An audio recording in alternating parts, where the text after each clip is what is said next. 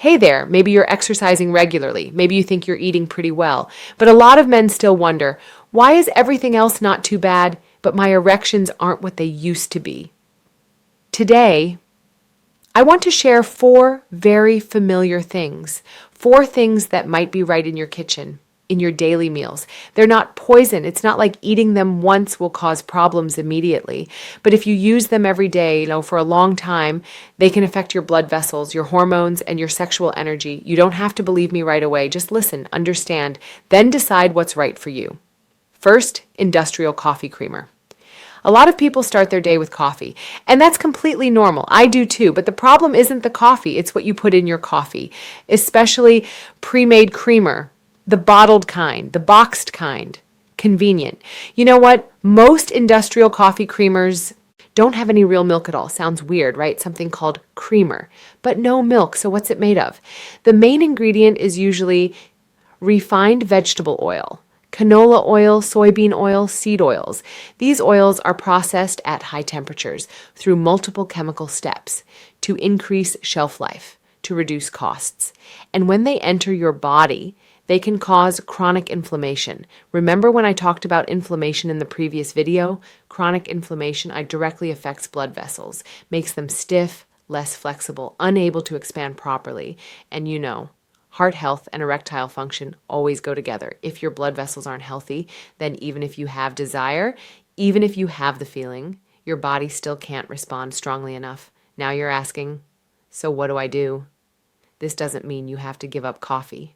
Not at all. It's simply read labels more carefully. You see vegetable oil, canola oil, soybean oil, think twice. Instead, you can use real milk, real cream, coconut oil, or simply drink black coffee. You don't need to be perfect, just be a little more conscious. Second, processed plant-based meat. I know this is a sensitive topic because a lot of people are vegetarian or semi-vegetarian, and that's a very respectable choice, but I need to be straight about something. Plant-based meat isn't bad. Many types taste good, convenient, and sometimes very useful, but most of them are processed foods, not whole foods. Let me explain. Some of the most popular plant-based meats are made primarily from wheat gluten. Gluten creates chewiness, creates a meat-like texture. Sounds okay, right? But the problem is gluten lacks some important amino acids, especially lysine. What's lysine? It's an essential amino acid. Your body can't make it on its own.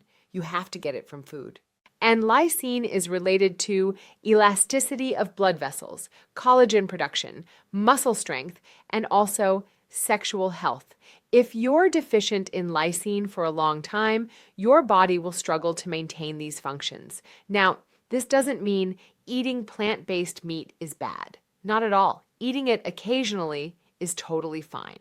But if you use it every day as your main protein source, replacing all meat, fish, eggs, then this is something worth reconsidering. Because animal protein has all the amino acids, while protein from processed plants usually lacks a few.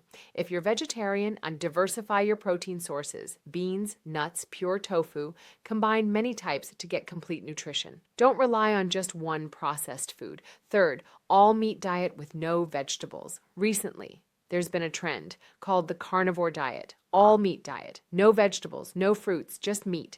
And many people say, vegetables aren't good. Vegetables contain anti-nutrients. Vegetables cause inflammation.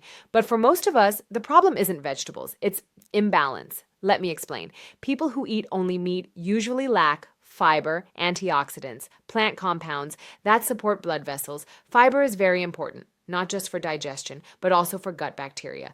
Gut bacteria affect everything, from immunity to mood to hormones. When you lack fiber, good bacteria don't have food. They die off gradually. And bad bacteria take over. This leads to gut inflammation. Gut inflammation spreads throughout the body, affects blood vessels, affects hormones, affects erectile ability. And not only that, a lot of data shows men who have few vegetables in their diet usually have more problems with metabolism and circulation. This doesn't mean you have to give up meat. Meat is good. Meat provides high-quality protein, provides vitamin B12, iron, zinc. It's simply don't go to extremes. Don't eliminate vegetables completely. Balance is always better than extremes. A plate with quality meat, green vegetables, some good carbs, that's how your body functions best. Fourth, regular oats, not organic oats themselves, are a good food, rich in fiber, rich in vitamins, good for heart health. The problem isn't oats, it's how they're grown. Some regular oats may have herbicide residue, especially a substance called glyphosate. What's glyphosate? It's a very common herbicide, widely used in industrial agriculture.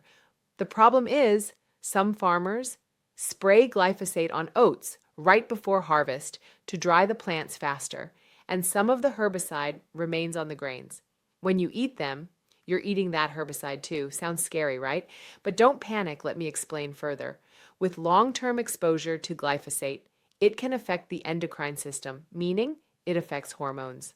Testosterone, estrogen, other hormones. When hormones are imbalanced, desire decreases, energy decreases, erectile ability also decreases. This doesn't mean eating oats is bad, not at all. It's simply, if you can afford it, prioritize organic. These types don't use chemical pesticides. If you can't afford it, then diversify your carb sources. Don't just eat oats every day. Sometimes eat brown rice, sweet potatoes, quinoa, diversify to reduce risk. Start with one small thing if by now you feel like this is a bit much. 4 things to avoid, 4 things to change. I understand, but don't do everything at once. Don't pressure yourself. Just one small change this week, one thing. For example, this week, read the label on your coffee creamer. See if it has vegetable oil. If it does, try replacing it with real milk, or add 1 serving of vegetables to your meal each day. Doesn't need to be a lot. Just a handful of greens. Or if you're eating plant-based meat every day, try replacing a few meal with pure tofu or eggs. 1 small change, but do it consistently. Do it sustainably. Usually has much more value than doing everything at once, than giving up. Because health isn't a sprint. It's a long journey. Signs you're heading in the right direction. A lot of people expect to see obvious changes immediately, change eating habits for a week, then expect everything to be perfect again. But reality isn't like that. The first signs are usually very subtle, very delicate. Some people notice waking up in the morning feels a bit different, feeling more refreshed. Body responds a bit faster, feeling intimate and comes more naturally. No need to force it. No need to think too much. It just happens. These signals usually come before things really improve noticeably. Maybe 2 weeks, maybe 3 weeks. Before you see truly significant results, but these small signals show that your body is gradually responding, gradually getting healthier. Don't miss them. Don't think, oh, nothing's changing. While your body is changing from the inside, pay attention, listen, and keep going. Frequently asked questions. There's one question I often get, but our ancestors didn't eat organic. They ate normally and were still healthy, right? True, but our ancestors' time didn't have chemical pesticides like now, didn't have ultra-processed foods, didn't have industrial oils. They ate food, almost in its whole form, meat from animals, raised naturally, vegetables from home gardens, not heavily processed, and they moved more, sat less, got more sunlight, had less stress in a different way. So comparing to our ancestors isn't entirely fair because circumstances are very different now. Second question, do I need to eat perfectly? No, absolutely not. Perfect doesn't exist. And trying to be perfect usually leads to stress. And stress also affects hormones. Just a little better, a little more balanced, a little more conscious.